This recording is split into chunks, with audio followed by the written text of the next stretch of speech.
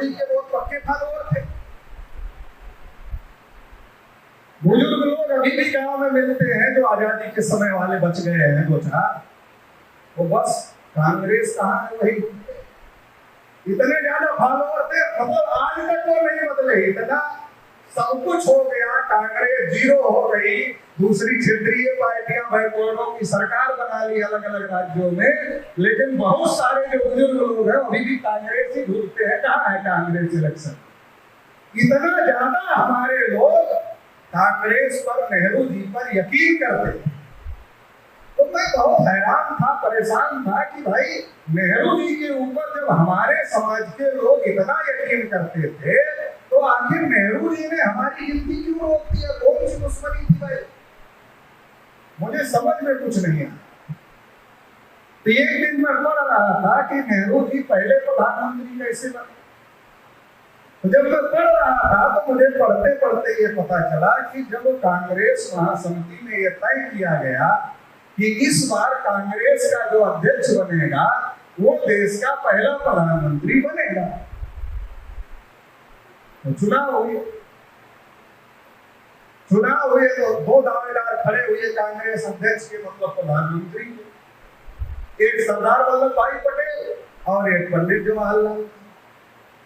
तो सरदार वल्लभ भाई पटेल और पंडित जवाहरलाल नेहरू के बीच में जब वोटिंग हुई तो कांग्रेस की जितनी राज्यों की कमेटियों ने वोट डाला उन सब ने सरदार वल्लभ भाई पटेल को वोट दे दिया, नेहरू जी को नहीं दिया। जबकि गांधी जी पहले ही घोषित कर चुके थे कि भाई मुझसे पूछा जाएगा तो मैं तो नेहरू को ही सजेस्ट करूंगा।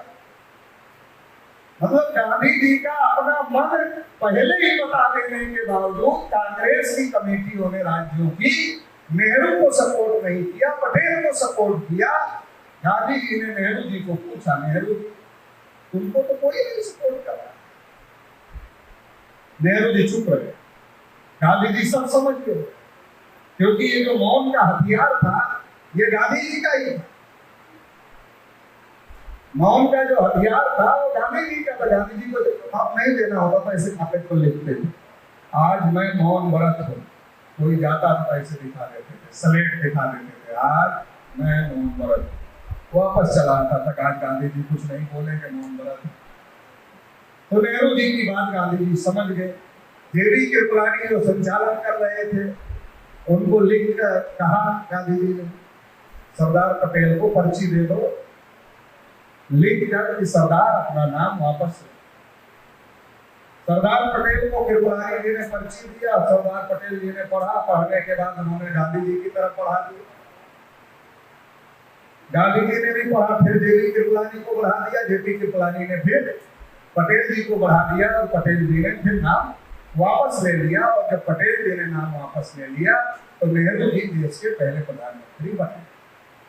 उस समय के जो बड़े बड़े कांग्रेसी थे, डॉक्टर राजेंद्र प्रसाद जैसे लोग, वो बहुत नाराज हुए इस बात से कि गांधी जी क्या कर रहे हैं, जबरदस्ती से नेहरू को बना रहे हैं सरदार पटेल जी के साथ। मगर बन गए। जब मैंने इसको पढ़ा तब मुझे समझ में आया, तब तक नहीं समझ में आया गिनती क्यों रोकी गई। तब समझ में आया कि नेहरू जी को लगा कि कांग्रेस चटर्जी, मुखर्जी, बनर्जी, गोखले, तिलक, आगरकर इन ब्राह्मणों ने बनाया। मतलब कांग्रेस संगठन की शुरुआत ब्राह्मणों ने किया। उस कांग्रेस के अंदर का चुनाव, जनता का चुनाव नहीं, कांग्रेस पार्टी के अंदर का चुनाव। मैं इतना बड़ा ब्राह्मण, कितना बड़ा, जवाहरलाल नेहरू, मेरा गहरा कोई जवाहरलाल नेहरू, मैं इतना बड़ा ब्राह्मण कांग्रेस पार्टी के अंदर का चुनाव नहीं जीत पाया। कल देश में आम चुनाव, पहला चुनाव कब हुआ? 52। और जनगणना कब होनी थी? 51 में। 31 में अंग्रेजों ने किया, 41 में द्वितीय विश्व युद्ध की वजह से जनगणना हो रही थी मगर डिस्टर्ब हो गई। और फिर 51 में नंबर था, 51 में जनगणना होती, 52 में इलेक्शन था। अगर 51 की जनगणना में यह आंकड़ा आता कि ओबीसी 52% है और ब्राह्मण 3.5% है, तो 52% वाला 3.5% के पीछे जाता नहीं जाता। जब नहीं जाता, सरकार कैसे करती? सारा सोच समझ कर किया। इतना ही नहीं किया है। जब आर्यल चंदापुरी जी 18 मार्च 1948 को बाबा साहब अम्बेडकर को मिले और बाबा साहब अम्बेडकर को कहा कि बाबा साहब, हम ही लोगों का कुछ नहीं हुआ, बैकवर्डों का कुछ नहीं हुआ, SC ST का तो हो गया मगर हमारा नहीं हुआ कुछ। तो बाबा साहब ने चंदापुरी जी को कहा कि हम तो चाहते ही हैं कि आप लोगों में से कोई ये आवाज उठाए, हम तो चाहते ही कि आप लोगों को मिले, हम कोशिश करें। तो बाबा साहब अम्बेडकर ने कोशिश की संविधान सभा, और जब कोशिश किया तो आर्टिकल 340 भारतीय संविधान में आ गया। तमाम विरोधों के बावजूद आर्टिकल 340 भारतीय संविधान में आ गया, मगर नेहरू जी उस पर अमल करने के लिए तैयार नहीं थे। क्यों नहीं? ये भी सवाल खड़ा था, क्यों नहीं थे? इसलिए नहीं थे कि नेहरू जी को डर लग रहा था, देखो शेड्यूल कास्ट को रिजर्वेशन, ये रिजर्व कैटेगरी हो गया, फिर शेड्यूल ट्राइब को रिजर्वेशन है, ये भी रिजर्व कैटेगरी हो गया। अब अगर ओबीसी को भी रिजर्वेशन मिल गया, ये भी रिजर्व कैटेगरी हो जाएगा, तो रिजर्व इकट्ठा नहीं हो जाएगा। जब से ओबीसी को आरक्षण मिला, ओबीसी SC ST कुछ नजदीक हुए कि नहीं हुए? अगर उस समय मिल गया होता तो तभी नजदीक हो जाते। नेहरू जी का दिमाग चल रहा था कि अगर ओबीसी को भी रिजर्वेशन मिल गया तो ओबीसी चूंकि SC ST रिजर्व कैटेगरी हो गया, ओबीसी भी रिजर्व कैटेगरी हो जाएगा, ये तीनों इकट्ठा हो गया। 22% को और 52% 74.5%। अब 74.5% एक तरफ हो जाए क्योंकि सब आरक्षित वर्ग वाले हो। अच्छा, जब 74% एक तरफ हो जाते तो माइनॉरिटी कहां जाता? तो 74 के साथ ही आता। तो फिर ब्राह्मण देश का प्रधानमंत्री कैसे बनता क्या? तो नेहरू जी को समझ में आया, गांधी जी की कृपा से मैं पहला प्रधानमंत्री तो बन गया, लेकिन अगर गिनती होगी तो आखिरी भी बन जाओ, मेरे बाद कोई ब्राह्मण देश का प्रधानमंत्री नहीं बनेगा।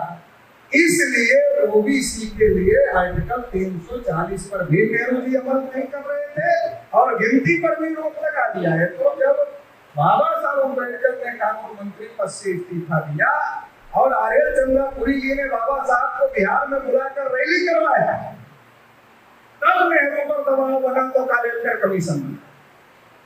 लेकिन बाद में जब बाबा साहब अम्बेडकर का परिनिर्वाण हो गया तो प्रेशर कम हो गया तो उसको लागू करने का काम, कालेलकर कमीशन को लागू करने का काम नहीं। तो मैं ये बात समझा रहा हूँ, ये केवल कांग्रेस बीजेपी का मामला नहीं है, ये ब्राह्मणों की सोची समझी साजिश का मामला है कि अगर ओबीसी की गिनती हो गई तो ओबीसी की ताकत ओबीसी को पता चल जाएगी, तो हमारे साथ नहीं, हमारे साथ रखना है, गिनती रोककर हमारे साथ रखना है तो हिंदू में गिनती करना पड़े, हिंदू में गिनती करेंगे तभी तो हमारे साथ है। और हिंदू का नेता तो ब्राह्मण ही हो। तो नेहरू जी ने 51 में रोका, फिर 61 में फिर नेहरू जी ने रोका, 71 में नेहरू की बेटी इंदिरा जी ने रोका, 81 में फिर इंदिरा जी ने रोका।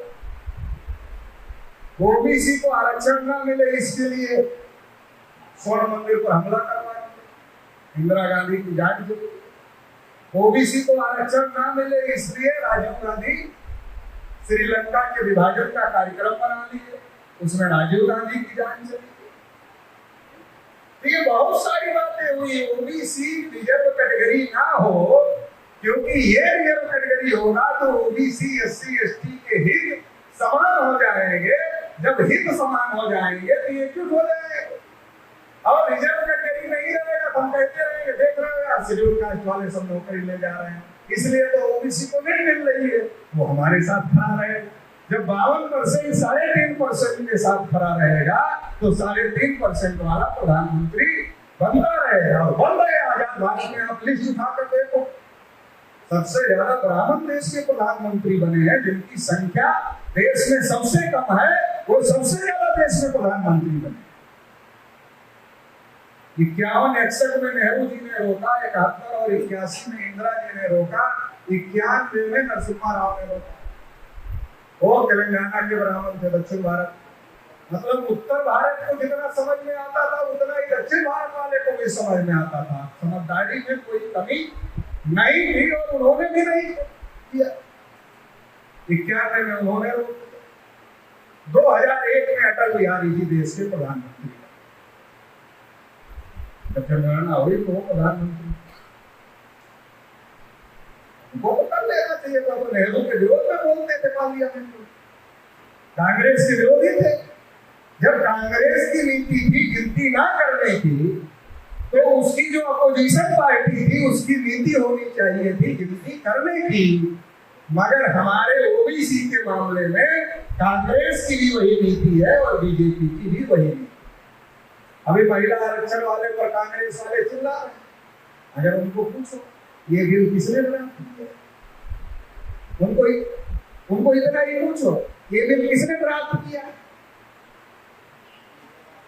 चुप हो जाएंगे, फिर नहीं बोलेंगे।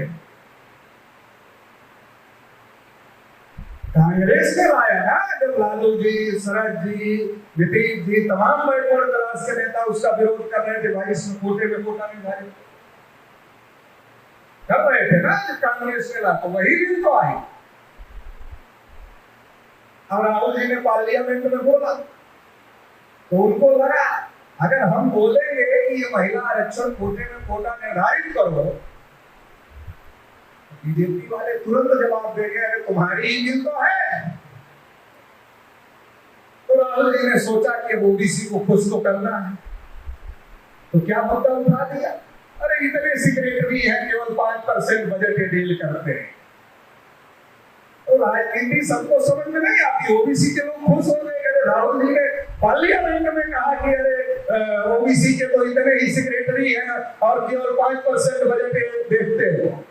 अब ये नहीं समझ रहे कि राहुल जी ने ये मुद्दा क्यों उठाया। जब महिला आरक्षण बहस चल रहा था तो महिला आरक्षण का मुद्दा उठाना चाहिए था, लेकिन राहुल जी को पता था हमारा ही कराधारा सब है, हम जैसे उठाएंगे वैसे ही बीजेपी वाले हमको जवाब देंगे, तो हमारे पास कोई जवाब नहीं होगा। देखो मैं पॉलिटिकल पार्टी नहीं हूं, इसलिए निरपेक्ष तरीके से बता रहा। कोई पॉलिटिकल पार्टी का आदमी होगा तो वही पेशेंस से सुन ले। निरपेक्ष तरीके से बता रहा हूं कि कैसे हो रहा। तो अटल जी ने भी गिनती नहीं की, क्योंकि अटल जी को भी समझ में आता। 2011 में मनमोहन सिंह थे तो आप लोगों को पता है 51,000 कार्यक्रम भारत मुक्ति मोर्चा ने लगाए और हर नेताओं के घर में हैंडबिल भेजा। जानवरों की गिनती होती है मगर ओबीसी की नहीं होती। वही बोला लालू जी ने पार्लियामेंट में, जानवरों की गिनती करते हो हमारी नहीं। ओबीसी के नेताओं ने वही मुद्दा उठाया, यही कि ये जानवरों की गिनती होती है, ओबीसी की नहीं होती है। हम लोगों ने मुद्दा उठाया। 51,000 कार्यक्रम पूरे भारत में लगाए और वो पर्चा हर ओबीसी के नेता के घर पहुंचा। लेकिन फिर मनमोहन सिंह जी ने कहा कि करें, फिर दोनों बैठे कांग्रेस बीजेपी वाले। अरे कहा तुम्हारे पुरखे जवाहरलाल नेहरू, हमारे पुरखे अटल बिहारी, इनको मूर्ख समझते हो क्या? अरे इन्होंने रोक कर रखा, तुम करने के लिए तैयार हो। अरे कुछ समझदार थे तभी ने रोक के रखा। कहा फिर क्या करना होगा? कहा माहौल बहुत गर्म है। कहा गर्म है तो ठंडा कर दिया जाएगा, जैसे 92 में कर दिया गया था मंडल कमीशन को, वैसे ठंडा कर दिया जाएगा। तो ठंडा करने के लिए भारत से 2 नमूने ढूंढे, हरियाणा से बाबा रामदेव और महाराष्ट्र से अन्ना हजारे। एक अहिर एक कुर्मी, 2 को ढूंढा, दोनों ओबीसी। 2 को ढूंढा, एक ने कहा काला धन वापस लाएंगे, एक ने कहा जन लोकपाल लाएंगे, भ्रष्टाचार मिटाएंगे। अब मीडिया कोई